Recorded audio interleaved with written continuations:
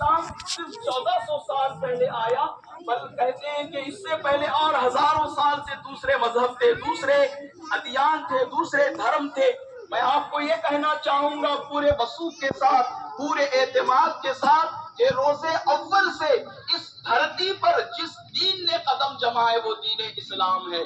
آپ اللہ کا شکر بجا لائیں، آپ اپنی زندگی میں ہونے والے کمی بیشیوں کو نہ دیکھیں، اپنی غربت کی طرف نظر نہ کریں، اپنے ساتھ چلنے والے معاملات، مصیبتیں، پریشانیوں کو مد نظر نہ رکھیں۔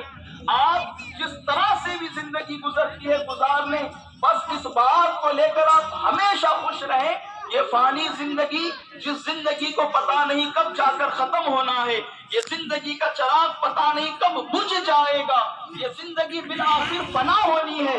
اور اگر اس زندگی میں ہم نے دولت پا لی، ہم نے عہدہ پا لیا، منصب پا لیا، مقام و مرتبہ پا لیا، ہمارے ختم ہونے کے ساتھ دولت اولاد میں تقسیم کر دی جائے گی، جہاں وہ منصب و عہدہ و حشمت سب ختم کر دیا جائے گا۔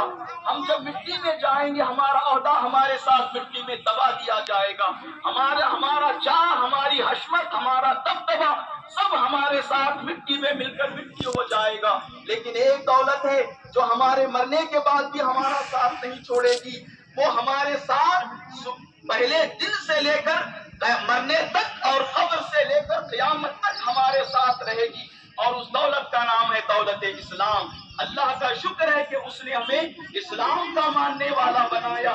اللہ رب العزت کے نیک بندے جب کبھی دعائیں کیا کرتے تھے، ان دعاؤں میں یہ دعا بھی ہوا کرتی تھی، اپنی دعا کو ان لفظوں کے ساتھ شروع کرتے تھے: الحمدللہ ہدانا للاسلام۔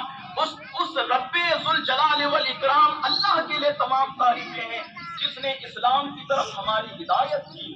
اگر وہ ہدایت نہ کرتا، اگر اللہ ہمیں اسلام کی طرف ہدایت نہ کرتا تو اس کے علاوہ کوئی اور نہیں تھا جو ہمیں اسلام کی طرف ہدایت کر سکتا تھا۔ یہ اللہ کا شکر ہے کہ اس نے ہمیں اسلام کی طرف ہدایت کر کے ہم پر احسان عظیم فرمایا۔ وہ قرآن مجید میں اپنی نعمتوں کا ذکر کرتے ہوئے، گناتے ہوئے اخیر میں مہر لگا کر فرماتا ہے: ان تعدوا نعمت اللہ لا تحصوها۔ اگر تم اللہ کی نعمتوں کو گننا چاہو گے ہرگز نہیں گن سکو گے۔ یہ نعمتیں کون سی ہیں؟ یہ سانسوں کا لینا ہے، یہ آنکھوں کی بصارت ہے، کانوں کی سماعت ہے، دل کا صحیح سلامتی کے ساتھ دھڑکنا ہے، ہاتھوں کی سلامتی، پیروں کی سلامتی، جسم کی سلامتی۔ صرف بندہ اپنے جسم کی نعمتوں کو گننا چاہے، خدا کی عزت و جلال کی قسم گن نہیں سکتا۔ اس جسم کی نعمتوں کے علاوہ کروڑ اللہ نے ہم پر نعمتیں نازل فرمائی، ان ساری نعمتوں میں سب سے عظیم نعمت نعمت اسلام ہے۔ اے مسلمانوں، اس عظیم نعمت کے ملنے پر اللہ کا شکر ادا کرتے رہو، اور اللہ کا شکر ادا اس وقت ہوگا جب ہم اسلام کے صحیح ماننے والے بنیں گے۔ پوری دنیا میں 200 کروڑ مسلمان ہیں، 700 کروڑ آبادی میں 200 کروڑ مسلمان ہیں، مگر نہ روب و دبدبا، نہ ہیبت و وقار، نہ ہی کسی طرح کا کوئی اسلام، نہ ہی کسی طرح کا مسلمانوں کا کوئی غلغلہ۔ مسلمان سیلاب میں آنے والے جھاگ کی مانند ہو گئے۔